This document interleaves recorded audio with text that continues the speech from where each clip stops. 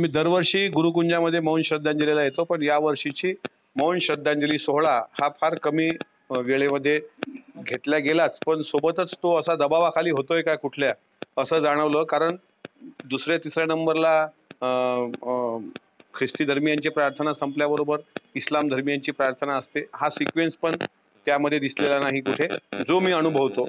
आणि कटआउट जे राष्ट्रसंतांचं लागलेलं होतं विचारपीठावर, त्याच्या अवतीभोवती सर्व धर्म संप्रदायाच्या ज्या पाऊल खुणा असतात त्या सुद्धा मोडल्या गेलेल्या दिसल्या।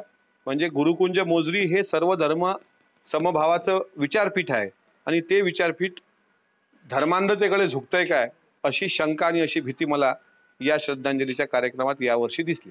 आज गळके सुद्धा उपस्थित होते। तुम्ही कोणाला दबाव नेमका तुमचा इशारा कोणाकडे? नाही, मी कोणाच्या दबावात म्हणजे इशाऱ्यामध्ये बोलत नाही।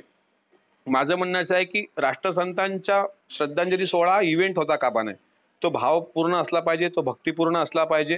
आणि आज कसं झालं की प्रमुख पाहुणे आले, स्वतः गडकरी साहेब आले, प्रमुख पाहुणे आले आणि सामुदायिक प्रार्थना होण्यापूर्वी ते पुढच्या कार्यक्रमाला निघून गेले। मग आपण ज्यांना तिथे निमंत्रित करतो त्यांना एकतर आयोजकांनीच विचारायला पाहिजे की सर साहेब तुम्ही पूर्ण वेळ बसणार आहात का? पूर्ण वेळ बसणार असतील तर सर्वांना सन्मानानं इथे निमंत्रित केलं पाहिजे। सामुदायिक प्रार्थना झाल्याशिवाय प्रमुख पाहुण्यांनी जाऊच नये असा दंड कसला पाहिजे। कारण आम्ही बरेचदा गुरुद्वाऱ्यामध्ये जातो, लंगर होण्यापूर्वी गुरुद्वाऱ्यात आपण प्रार्थना करतो, कितीही मोठे असले म्हणजे राष्ट्रपती जरी आले तिथे तरी त्यांना प्रार्थना करूनच जावं लागतं। बस तोच एकदा गुरुकुंजामध्ये जर त्याचा फॉलोअप घेतला गेला तर मला असं वाटतं की दरवर्षी त्याला राजकीय स्वरूप देणं, दरवर्षी त्याचं राजकीय भांडवल होणं, उद्या चालून मग एका पक्षाचेच राहतील तुकडोजी महाराज, उद्या चालून मुसलमान समाजाची तिथे जे अजान होते ते बंद होणार, बुद्ध धम्माची वंदना बंद होणार, त्याच्यानंतर तुमच्या जैन धर्माची प्रार्थना बंद होणार, मग काय राहणार? मग परत यामध्ये आणि जहाल कर्मठवादी सना काय म्हणता येईल त्याला लोकांमध्ये काय फरक राहिला? राष्ट्रसंतांचा विचार हा सनातनी विचार नाही, राष्ट्रसंतांचा विचार हा मानवतावादी विचार आहे, तो जगला पाहिजे।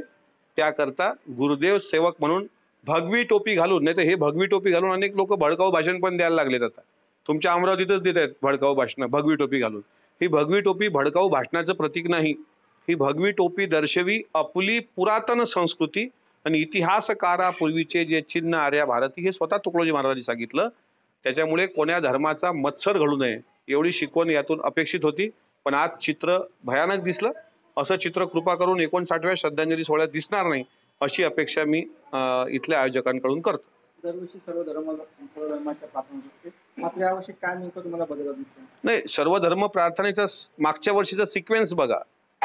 मौन श्रद्धांजली पहिली प्रार्थना नमो तस्स भगवतो अरहतो, तीनदा म्हटलं त्रिशरण, त्यावेळेस ते त्रिशरण एकचदा म्हटलं गेलं, पंचशील म्हटलं गेलं, पण ते बुद्धम शरणम गच्छामी डायरेक्ट त्याच्यानंतर सेकंडला इस्लाम धर्मियांची प्रार्थना असते ती 5व्या नंबरवर म्हटल्या गेली, सेकंडला जैन धर्माची प्रार्थना ती 3ऱ्या नंबरला म्हटल्या गेली। म्हणजे हा सगळा झालेला बदल, आरती राष्ट्रसंता इतक्या फास्ट झाली की त्यात सुद्धा लोकांना सूचना असं झालं।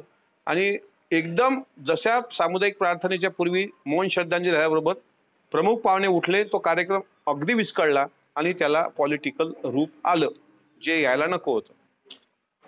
हा 57वा पुण्यतिथी महोत्सव आहे, पण 58व्या पुण्यतिथी महोत्सवाला यात बदल दिसेल अशी अपेक्षा मी गुरुकुंज मोजरीतील सुजान, समजदार आणि राष्ट्रसंतांचे सच्चे पाईक असलेल्या इथल्या महानुभावांकडून करतो। अधिक माहितीसाठी स्टार इंडिया 1 न्यूज पाहत रहा। चॅनलला सबस्क्राइब करा आणि अशाच अपडेट्ससाठी बेल आयकॉन दाबा।